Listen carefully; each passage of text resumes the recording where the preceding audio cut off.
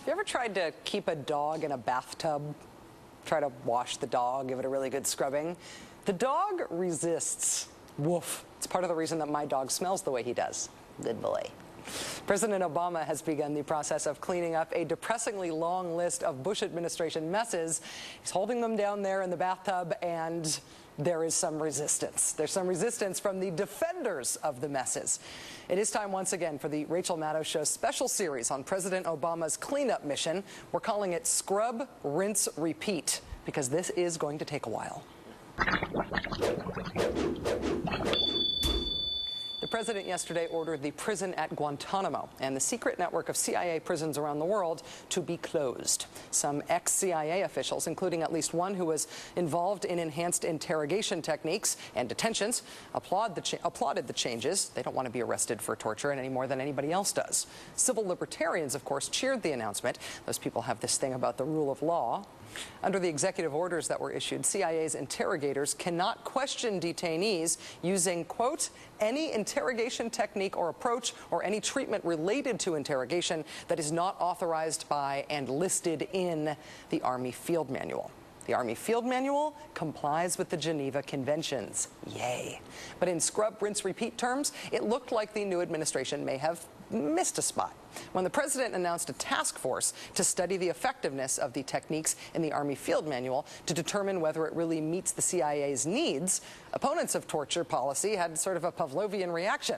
Wait, that sounds like a loophole. If you're banning torture, just ban torture for the CIA and for everybody, right? Well, today we got some clarification on that issue that I would call more scrubbing of Bush administration messes. A senior Obama administration official who spoke on condition of anonymity told the Washington Post, quote, "We're not talking about different techniques." And speaking to the Los Angeles Times, quote, "This is not a secret annex that allows us to bring the enhanced interrogation techniques back. It's not." Okay, that is the right thing to say. Some other reassurance, though, came from Senator Dianne Feinstein today, who chairs the House Intelligence Committee. According to the New York Times, Senator Feinstein will continue to try to pass legislation that specifically limits CIA interrogations to the techniques described in the Army Field Manual. That has three big implications. Number one, a law, in some ways, is harder to overturn than an executive fiat. The next president can't necessarily just change it back.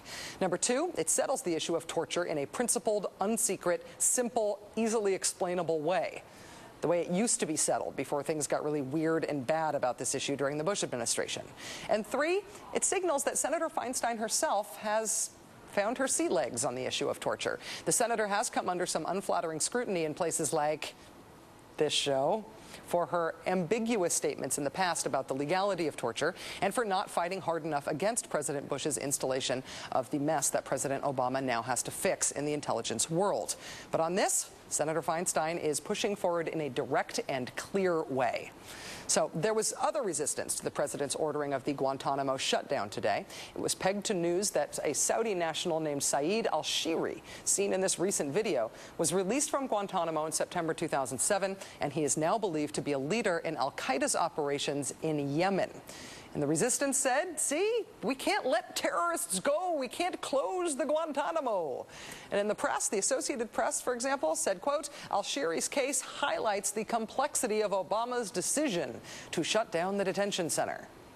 Let's wash this one off a little bit here. Number one, Guantanamo was open when this guy became the number 2 al-Qaeda guy in Yemen.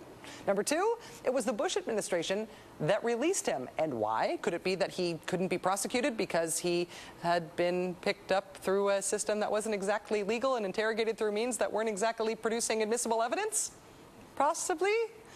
Maybe closing Guantanamo isn't the problem. Maybe keeping it open really is. What we have here is a conspicuously timed news item convenient to resisting a good scrubbing of a big bad Bush administration event. Will this become a regular pattern as the cleanup continues? Joining us now is Colonel Larry Wilkerson, retired U.S. Army colonel and former Chief of Staff to U.S. Secretary of State Colin Powell. Mr. Wilkerson, thank you so much for coming back on the show. Good to be here, Rachel, and you've got to ask me a question about DepSecDef Bill Lynn and what I think. Tell me, what do you think? I think the graveyards of the world are full of indispensable men and women, and the idea that we can't find someone without the baggage that he has is preposterous. The job that he's up for is essentially the management job of the Pentagon, isn't that right? Absolutely. It's the man who makes the trains run on time. It's the man who coordinates and administers the Pentagon. And it's the man who makes sure that procurement decisions and acquisition decisions and so forth meet the final test. And a man coming in with the baggage he's coming in with, we've got to be able to find someone else. Especially if there is going to be big change inside the Defense Department and in the relationship between the Defense Department and the other elements of the American government. I have been thinking that the resistance to those changes is probably going to come from the defense industry, since they're the ones who have the most to gain from the system staying the way it is. And he's really, really tied into the defense industry, right? You bet. One of the big ones, Raytheon. All right. Well, moving on. Thank you. The Obama administration pushed back today on complaints that a review of the Army Field Manual could result in the addition of techniques that have been derided as torture during the last administration. Do you think there was a torture loophole? What do you think of these new Army Field Manual regulations? Well, the Army Field Manual is compliant with Geneva, and so compliant with domestic law and with the International Convention Against Torture. I think what we have here is a bureaucratic battle going on between the CIA and the Pentagon, because the CIA does not want to have a Pentagon-produced item, the Army Field Manual, be its guide. So we get around this bureaucratic battle by simply developing a guideline for the CIA that's not the Army Field Manual, but essentially incorporates the same principles. Is it possible that the CIA could have rules that were called CIA-only rules that didn't have the imprimatur of the military on them, but essentially required the same thing of CIA officers that were required of other interrogators? Absolutely. As far as I can tell, from 1947 forward, we've had that. The New York Times today reported that a Saudi national, this guy Saeed al-Shiri, was released from Guantanamo, has now ended up in al-Qaeda in Yemen. Some folks are jumping from that information to the conclusion that Guantanamo ought to stay open. I don't see it that way, since he ended up going back to Yemen while Guantanamo was still open. Do you feel like there is a connection between those two arguments? We have in Guantanamo what we in the Army euphemistically call a goat rope. We put people in Guantanamo who weren't guilty of anything except being swept up at the time. In fact, the preponderance of the people in Guantanamo were that way. Secretary Powell, his legal advisor Will Taft, Gordon England, the Deputy Secretary of Defense, Dr. Rice, her legal advisor John Bellinger, everyone has wanted to close Guantanamo and has, I think, understood the basic way that one should close Guantanamo. But that said, the problems were created in the beginning by having too few troops in Afghanistan, too few troops in Iraq, not vetting on the battlefield, not vetting when they got to Guantanamo, and simply keeping people incarcerated who, in their preponderance, as I said, were innocent.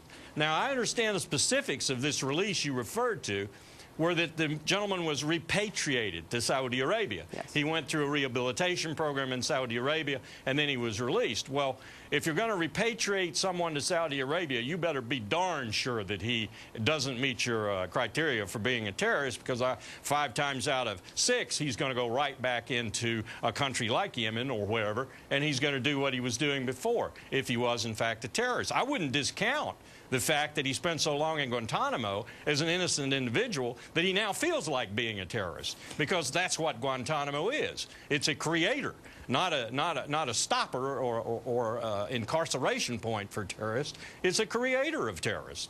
How would you feel if you stayed in prison for 6 years and you'd done nothing but maybe incur the wrath of a Pakistani or a Taliban or an Afghan or a Pashtun or whatever who decided he'd turn you in, not only to solve the problem he had with you, but also to gain a $5,000 bonus? That's how we gained a lot of the members who are down there in Guantanamo right now. It's a way to mint radicals if we didn't have one before. Yeah. Colonel Larry Wilkerson, retired U.S. Army Colonel, former Chief of Staff to Secretary of State General Colin Powell. Really happy to have you on the show. We'd love to have you back out whenever you could, sir. Thank you. Thank you, Rachel.